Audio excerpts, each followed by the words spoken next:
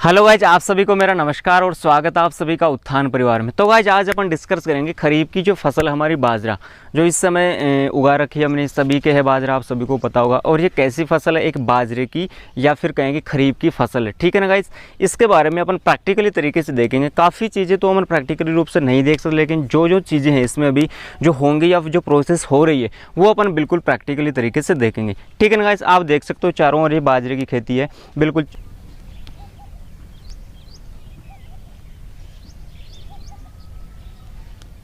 तो गाइस बाजरे की जो फसल है यहाँ से काफ़ी क्वेश्चन पुटअप होते हैं। एग्रीकल्चर सुपरवाइजर में यहाँ से क्वेश्चन आया था, इसका बॉटनिकल नेम पूछा था। AO, WO 11, 12 सभी एग्जाम या बात करें कि एग्रीकल्चर की जितने भी कॉम्पिटिटिव एग्जाम है बाजरे में से लगभग यहाँ से क्वेश्चन पुटअप होता है। यहाँ से वैरायटी भी पूछता है। तो गाइस बिल्कुल एक एक इसकी स्टेप को, ये पॉइंट को अपन स्टेप बाय स्टेप देखेंगे। तो सबसे पहले अपन बात करेंगे इसके फ़ायदे की, कि बाजरे के फ़ायदे क्या हैं, इसके खाने के फ़ायदे क्या हैं। ये सबसे पहले अपन इंपॉर्टेंट टॉपिक है, इसके बारे में डिस्कस करेंगे। तो गाइस आपको मैं बता दूं कि बाजरे के खाने के जो उपयोग है, जैसे कैंसर के जो रोगी होते हैं, जो मरीज होते हैं, तो कैंसर के रोगियों के लिए सबसे ज़्यादा क्या है उपयोगी। जिन मानव या इंसानों को स्किन की प्रॉब्लम्स है, ठीक है ना, स्किन की प्रॉब्लम्स हो, वो भी इसका उपयोग कर सकते हैं। जिसका डाइजेस्टिव सिस्टम ख़राब है ना, काफ़ी लोग या काफ़ी स्टूडेंट्स कहते हैं कि सर हमारा जो डाइजेस्टिव सिस्टम है ना वो ख़राब है, तो गाइस आप बाजरे का उपयोग कर सकते हो। इसके अलावा और बात करें कि जैसे डायबिटीज़ के जो मरीज़ है, ठीक है ना, वो भी बाजरे का उपयोग कर सकते हैं। तो ये तो इसके फ़ायदे थे कि खाने के क्या क्या लाभ है। अब बात करेंगे गाइस यहाँ पर कि जो खरीफ की जो फसल है वो अपन, इसके जो बॉटनिकल नेम क्या है वो आप सभी को पता होगा इसका। तो गाइस अब बात करते हैं इसके बॉटनिकल नेम की। तो बॉटनिकल नेम बाजरे का होता है पेनिसिटम अमेरिकनम। अब अमेरिकनम क्या है, इसकी जाति है, स्पीसीज है। और बात करें कि पेनिसिटम क्या है, इसका वंश है। पेनिसिटम अमेरिकनम हो गई, पेनिसिटम ग्लूकम हो गई, पेनिसिटम टाइफोडियम हो गई। तो ये तीनों क्या होने से जाति आपको नाम याद होनी चाहिए, क्योंकि एग्रीकल्चर सुपरवाइजर में या जेट में काफ़ी बार इसका बॉटनिकल नेम पूछा हुआ है। इसके बाद अपन देखें कि इसकी फैमिली होती है ग्रेमिनी। खाद्यान्न की जितनी भी फसलें हैं, गेहूं, जौ, बाजरा, ज्वार, जई, मक्का, धान, उन सभी का कुल क्या है ग्रेमिनी। ग्रेमिनी का दूसरा नाम होता है पोएसी और इसका तीसरा नाम होता है घासकुल। ग्रेमिनी, पोएसी और घासकुल इसके तीनों नाम है। अब बात करें इसके उत्पत्ति स्थान की, काफ़ी बार यहाँ से भी क्वेश्चन पुटअप होता है कि बाजरे का जो उत्पत्ति स्थान होता है, तो गाइस काफ़ी बार यहाँ से कन्फ्यूजन होता है। तो आपको पता होना से देखिए गाइस यहाँ पर जो बाजरे का जो कलर है, यहाँ कलर कैसा है, ब्लैक है, ठीक है ना। कैसा है, थोड़ा ब्लैक आपको दिख रहा होगा। तो अफ्रीका के लोग कैसे होते हैं, ब्लैक होते हैं, आप सभी को पता है। तो इसका उत्पत्ति स्थान क्या है, अफ्रीका। अफ्रीका में लोग कैसे हैं, काले। और बाजरे का जो थोड़ा कलर है आपको दिख रहा होगा, ग्रीन होता है वैसे, लेकिन थोड़ा ब्लैक भी होता है। तो उत्पत्ति स्थान क्या है, अफ्रीका। अफ्रीका इसके अलावा जवार का भी है गाइस, ठीक है ना।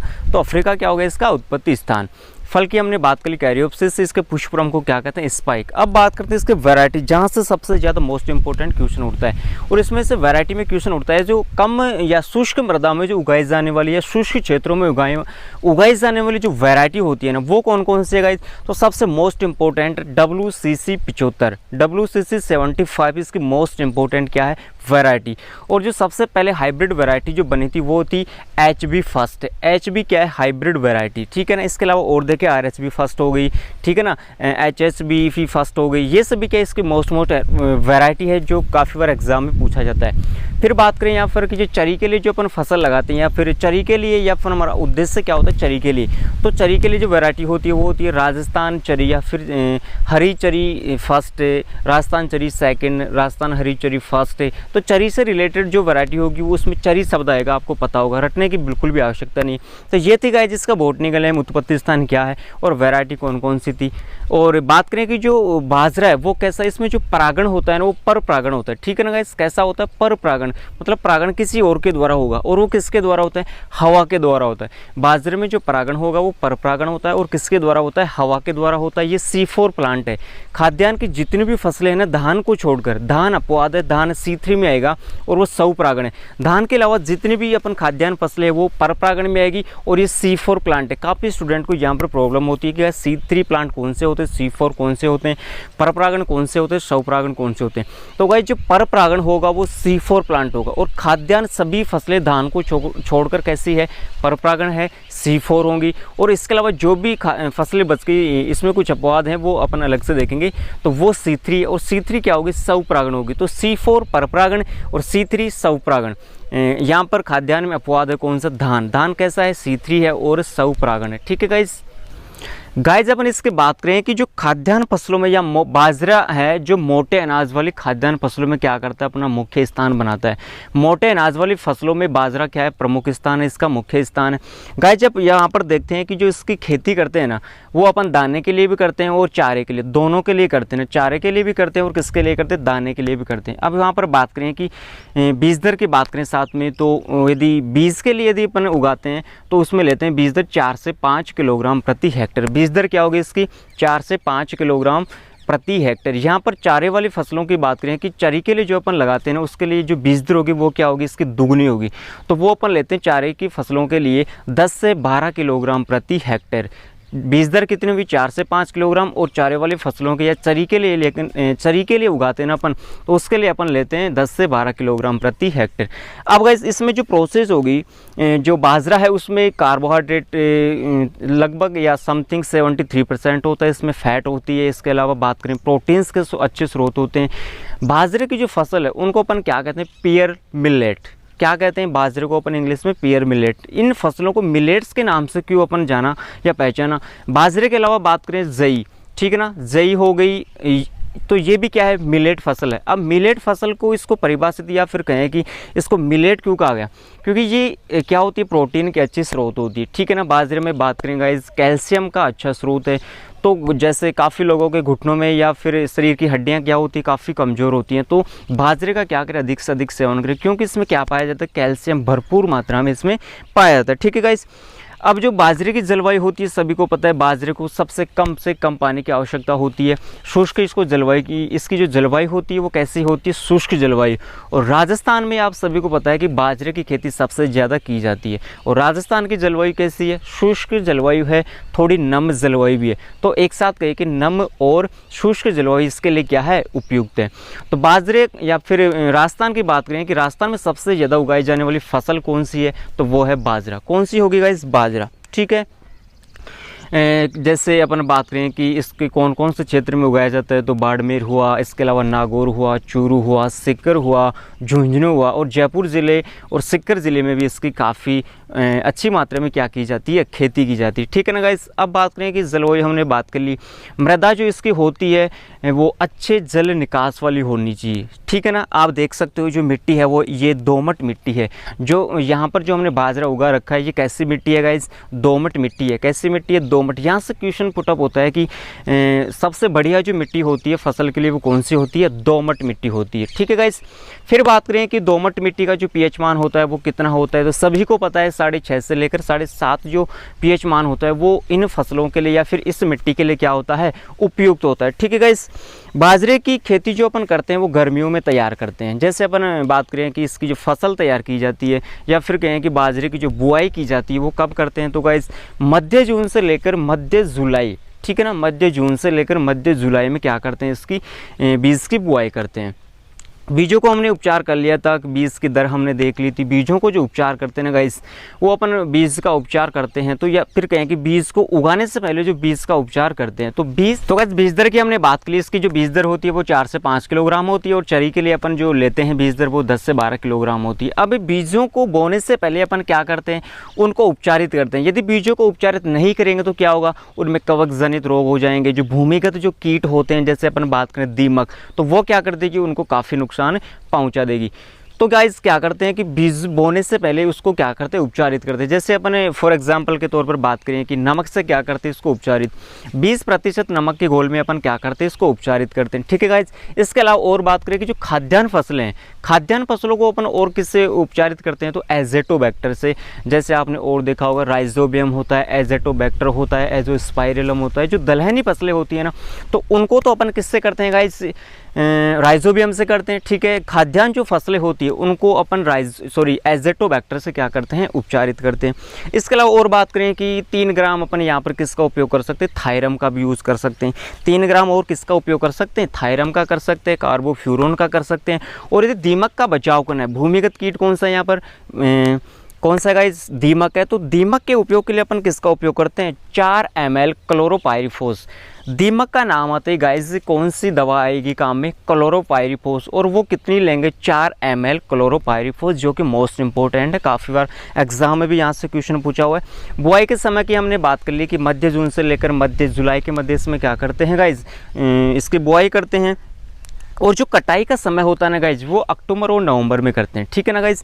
अब इसमें देखते हैं कि जो R2P होती है ना, तो आप देख सकते हैं यहाँ पर R2P पौधे से पौधे और जो लाइन से लाइन की जो दूरी होती है ना गाइज, वो इसमें होती है R2P होती है 40x10, ठीक है ना। 40 इंटू क्या होती है, 10 होती है। आप यहाँ देख सकते हो बिल्कुल बढ़िया तरीके से, पौधे से पौधे और लाइन से लाइन की दूरी कितनी होती है, 40x10 सेंटीमीटर में होती है गाइज ये। ओके गाइज, अब इसमें बात करें कि जैसे सबसे पहले हम क्या करते हैं गर्मियों में, यहाँ जुताई करते हैं, लगभग 3 से 4 बार जुताई करते हैं हल्की। फिर अपन क्या करते हैं, इसमें मिट्टी को भुरभुरी करते हैं। भुरभुरी करने के बाद फिर अपन क्या लगाते हैं, पाटा लगाते हैं। पाटा लगाने के बाद अब इसमें क्या डालेंगे, खाद डालेंगे, क्योंकि उपयुक्त मात्रा में क्या होनी चाहिए, भूमि उपजाऊ होनी चाहिए। यदि भूमि उपजाऊ नहीं होगी तो क्या उत्पादन अच्छा होगा, बिल्कुल नहीं होगा। तो गाइस भूमि जब तक उपजाऊ नहीं होगी तो हमें उत्पादन और जो उपज है वो क्या होगी, बढ़िया प्राप्त नहीं हो पाएगी। तो सबसे पहले इसमें क्या डालते हैं हम गाइस, खाद के रूप में डालते हैं। प्राकृतिक रूप से अपन जो लेते हैं ना, वो लेते हैं गोबर की खाद। गोबर की खाद को अपन क्या कहते हैं, FYM, फार्म यार्ड मैन्यूर कहते हैं। जो कितनी लेते हैं गाइस, ये हमें इसकी जो मात्रा है वो हमें पता होनी चाहिए। तो गोबर की खाद होती है गाइस 10 से 12 टन प्रति हेक्टेयर। 1 हेक्टेयर में कितनी गोबर की खाद लेते हैं, 10 से 12 टन प्रति हेक्टेयर। यहाँ पर और बात करें कि नाइट्रोजन कितनी लेते हैं, तो गाइस इसमें नाइट्रोजन होती है वो 30 किलोग्राम प्रति हेक्टेयर होती है, और फास्फोरस होती है इसमें 20 किलोग्राम। नाइट्रोजन 30 किलोग्राम प्रति हेक्टेयर, और जो फास्फोरस होती है वो कितनी होती है गाइस, 20 किलोग्राम प्रति हेक्टेयर। तो ये अपने इसमें क्या कर ली, खाद की बात कर ली, उर्वरक की बात कर ली। इसको क्या करते हैं अपन, मिट्टी में मिक्स कर देते हैं। मिट्टी और खाद को क्या कर देते हैं, मिक्स कर देते हैं। आप सभी जानते हो गाइस ये प्रोसेस। तो मिट्टी और इसके बाद अपन फिर बीज की बुआई करते हैं, ठीक है ना। फिर बीज जब इसका जर्मिनेशन हो जाता है तो पौधा थोड़ा बड़ा होगा। बड़ा होने के बाद इसमें क्या करते हैं, निराई गुड़ाई करते हैं। निराई गुड़ाई क्यों करते हैं गाइस, निराई गुड़ाई इसलिए करते हैं ताकि जो भी इसमें पौधे के अलावा जो अपशिष्ट या फिर कहें कि जो खरपतवार वगैरह है, जो क्या है कि बिना बुलाए हुआ मेहमान है खरपतवार, जो क्या करते हैं फसलों को काफ़ी क्षति पहुँचाता है। जो भी हम खाद उर्वरक या फिर फसल को पानी देंगे, वो फसल न ग्रहण करके खरपतवार अपने आप ग्रहण कर लेगा और फसलों को क्या कर देगा, हानि पहुंचा देगा। जो अपन पानी देंगे वो भी खरपतवार ग्रहण कर लेगा। इसके अलावा बात करें कि खाद और उर्वरक भी कौन ग्रहण कर लेगा, खरपतवार ग्रहण कर लेगा, ठीक है ना। तो निराई गुड़ाई करते हैं खरपतवार के नियंत्रण के लिए, ठीक है ना गाइस। अब इसमें जो मुख्य खरपतवार होता है इसका, बाजरे का, अब यहाँ से काफ़ी बार क्वेश्चन पुट अप हुआ कि बाजरे का मुख्य खरपतवार कौन सा है। तो गाइस आपको मैं दिखाने की कोशिश करूँगा, यदि यहाँ है तो देखिए गाइस, इसका जो मुख्य खरपतवार होता है मैं आपको यहाँ दिखाने की कोशिश करता हूँ। इसमें इसके अलावा और काफ़ी खरपतवार भी आप देख सकते हो यहाँ पर। जैसे ये जंगली कौन सी है, जंगली चुंगलाई की अपन बात कर सकते हैं, एमेरेंथस विरिडेसिस को अपन कहते हैं गाइस। ये चौड़ी पत्ती वाला खरपतवार है। लेकिन यहाँ पर निराई गुड़ाई के समय क्या कर दिया था, जो भी इसके अलावा जो खरपतवार थे उन सभी को क्या कर दिया था गाइस, निकाल दिया था। तो अपन यहाँ पर सीधे बात करें कि जो इसका जो मुख्य खरपतवार वो कौन सा है गाइस, बरू, ठीक है ना। बरू आपने सुना होगा। बरू का जो कलर होता है पेड़ का वो लगभग पिंक जैसा होता है। बरू का पेड़ का जो कलर होता है वो कैसा होता है, पिंक होता है। और बाजरे के पेड़ का कलर कैसा होता है, ये ग्रीन होता है, बिल्कुल डार्क ग्रीन होता है। आप देख सकते हो यहाँ पर बिल्कुल जो बाजरे का जो कलर है कैसा है गाइस, ग्रीन है, लेकिन थोड़ा थोड़ा ब्लैक भी है, ठीक है ना। कैसा है, ब्लैक भी है। तो बरू का जो बॉटनिकल नेम है गाइस, काफ़ी बार क्वेश्चन पुट अप हुआ है। बरू का बॉटनिकल नेम है सोरगम हेलिपेंस, ये आपको पता होना चाहिए। इसका मुख्य खरपतवार क्या है, बरू, और बरू का बॉटनिकल नेम क्या है गाइस, सोरगम हेलिपेंस, ये आपको पता होना चाहिए। अब यहाँ पर अपन बात करेंगे मोस्ट इंपोर्टेंट क्रांतिक अवस्था की, क्रिटिकल स्टेज की बात करेंगे। क्रांतिक अवस्था आपको पता होना चाहिए कि फसलों की जो क्रांतिक अवस्था है वो क्या होती है। क्रांतिक अवस्था वह अवस्था होती है, वह स्टेज होती है जिस समय यदि पौधे को अपन पानी ना दें तो पौधे की जो उपज है उसमें क्या हो जाएगी, भारी कमी हो जाएगी। उस समय हमें पानी देने की काफ़ी आवश्यकता होती है। तो आपको मैं क्रांतिक अवस्था दिखाने की कोशिश करता हूँ गाइस। यहाँ पर देखिए ये बाजरे का पेड़ है, ठीक है ना। बाजरे के पेड़ में आपने देखा होगा, काफ़ी कल्ले फूट रहे हैं, 1 2 3 4 5 और 6, ठीक है ना। ये क्या है, कल्ले फूट रहे हैं। तो कल्ले फूट रहे हैं तो आप जानते हो कि एक बीज से अनेक जो पौधे बन गए, वही क्या है चीज़ यहाँ पर, कल्ले, ठीक है। अब इसके अलावा कल्ले फूटते हो, गन्ने में भी ये प्रोसेस होती है, धान में भी प्रोसेस होती है। कल्ले निकलते समय या फिर कल्ले निकलते समय इसमें क्या करते हैं, इरिगेशन करते हैं। इसकी क्या है, क्रांतिक अवस्था। क्रांतिक अवस्था की और बात करेंगे गाइस यहाँ पर, तो दाना बनते समय और फूल आते समय क्या है, अभी इसमें दाना भी नहीं बन रहा और क्या है, इसमें फूल भी नहीं निकल रहे, क्योंकि अभी इसकी अवस्था क्या है, बिल्कुल छोटी है। तो अपन पहले बात कर लेते कंप्लीट दाना बनते समय, और इसके अलावा बात करें कि फूल आते समय इसकी क्या है, क्रांतिक अवस्था होती है। ठीक है गाइस, खरपतवार की हमने बात कर ली। 20 से 30 दिन के बाद अपन क्या डालते हैं इसमें, खरपतवार के नियंत्रण की हमने बात अब कहें या फिर करें कि जैसे खरपतवार का जो नियंत्रण करते हैं वो किससे करते हैं, एट्राजीन से करते हैं। ठीक है ना, एट्राजीन से क्या करते हैं, खरपतवार का नियंत्रण करते हैं। और वो 20 से 30 दिन बाद, ठीक है ना, बुआई के 20 से 30 दिन बाद अपन क्या करते हैं, इसमें निराई गुड़ाई, और उसी समय अपन क्या करते हैं, एट्राजीन का उपयोग करते हैं। ठीक है गाइस, एट्राजीन की यदि मात्रा देखें तो 0.5 क्या होती है गाइस, जिसमें किलोग्राम इसकी क्या लेते हैं, क्वालिटी लेते हैं, मात्रा लेते हैं। ओके गाइस, अब इसमें बात करें कि जो मुख्यतः जो इसमें रोग होते हैं, रोग से काफ़ी बार क्वेश्चन पुटअप होता है गाइस। रोग के बारे में हमें पता होना चाहिए कि सबसे पहला जो रोग है वो है गाइस हरित बाली रोग। जैसे मान लीजिए कि बाजरे का पेड़ है, अब जो बाजरे का जो पेड़ होता है, जो ऊपर जो इसमें निकलता है ना, इसमें जो सिट्टा बोलते हैं, सीधी सी बात करें तो सिट्टे पर क्या होता है कि बाली, जो इसकी बालियाँ होती है उस पर हरी हरे रंग की क्या हो जाती हैं, या फिर कहें कि पत्ती के समान गुच्छे बन जाते हैं। ठीक है ना, जो बाजरे का जो पेड़ होता है, बाजरे के ऊपर वाले हिस्से पर पत्ती के समान क्या हो जाते हैं, गुच्छे बन जाते हैं। इसको और किस नाम से जानते हैं, हरित बाली को रोग को जोगिया के नाम से भी बोलते हैं, ग्रीन ईयर के नाम से भी जानते हैं। ठीक है ना, ग्रीन ईयर, जोगिया और हरित बाली के नाम से इसको जानते हैं, और ये कवक के द्वारा होता है। ये आपको पता होना चाहिए कि जो बाजरे के पौधे में जो रोग होता है मुख्य, वो कौन सा होता है, हरित बाली रोग होता है।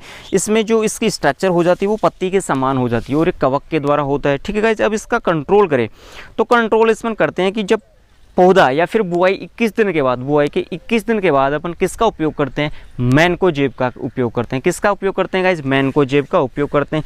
यहाँ पर अपन बात करें 2 ग्राम की इसकी क्या लेते हैं, मात्रा लेते हैं। किसकी, मैनकोजेब की जो मात्रा होगी वो कितनी होगी गाइस, 2 ग्राम होगी। सेकंड, इसमें जो डिजीज होता है गाइस, इसकी बात करें तो अर्गट इसमें रोग होता है। ठीक है ना, बाजरे के जो तना होता है गाइस, आप सबने देखा होगा, जो बाजरे का जो तना होता है उस तने पर एक चेपा या गूंद के समान एक स्ट्रक्चर बन जाती है। तो वो कौन सा रोग होता है, चेपा या फिर गूंदिया का भी जो उपचार करते हैं वो भी गाइस अपन किससे करते हैं, मैनकोजेब से। तो हरित बाली जो रोग हुआ वो भी जो पौधे के ऊपर वाले हिस्से में होते हैं, पत्ती के स्ट्रक्चर के समान हो जाती है। और जो अर्गट की बात करें, चेपा की, जो बाजरे का जो पेड़ होता है ना गाइस, इस पेड़ पर क्या होता है, चेपा या गूंद के समान स्ट्रक्चर हो जाती है। तो उसमें भी अपन मैनकोजेब का, दोनों ही रोगों में किसका उपयोग करते हैं, मैनकोजेब का उपयोग करते हैं। ठीक है ना गाइस, तो ये हुई इसकी रोगों के बारे में। अब उपज के बारे में बात करें तो गाइस 1 हेक्टेयर में 30 से 35 क्विंटल प्रति हेक्टेयर क्या होती है, हमें उपज प्राप्त होती है। बीज दर थी 4 से 5 किलोग्राम थी, उपज कितनी होगी, 30 से 35 क्विंटल प्रति हेक्टेयर। तो ये थी गाइस बाजरे के बारे में मोस्ट इंपॉर्टेंट। इसके फल को अपन क्या कहते हैं, बाजरे के फल को कैरियोप्सिस कहते हैं। यहाँ से भी क्वेश्चन पुटअप होता है। फल की बात कर ली। अब बात करें पुष्पक्रम, जो पुष्प निकलता है ना बाजरे के ऊपर वाले हिस्से में, फिर सिट्टा बनता है। ठीक है ना, तो फल को अपन क्या कहते हैं, कैरियोप्सिस, और इसके पुष्पक्रम को कहते हैं गाइस स्पाइक। क्या कहते हैं, स्पाइक। ठीक है ना गाइस, तापमान की बात करें तो यहाँ पर तापमान होगा इसका 28 से 32 डिग्री सेंटीग्रेड। इसका तापमान कितना होगा, 28 से 32 डिग्री सेंटीग्रेड। जलवायु कैसी होगी आप सभी को पता है, शुष्क और नम जलवायु। ठीक है गाइस, तो ये हमने बात की बाजरे के बारे में मोटी मोटी जानकारी, और थोड़ा हमने प्रैक्टिकल भी तरीके से देखा। और ये वाला जो सिस्टम आपको, उम्मीद है आपको बढ़िया तरीके से समझ में आ गया होगा। उम्मीद करता हूँ आपको दी हुई जानकारी समझ में आ गई होगी। ऐसे ही वीडियो देखने के लिए हमारे चैनल को सब्सक्राइब कीजिए, लाइक कीजिए और अधिक से अधिक शेयर कीजिए। ठीक है गाइस, जय जवान जय किसान।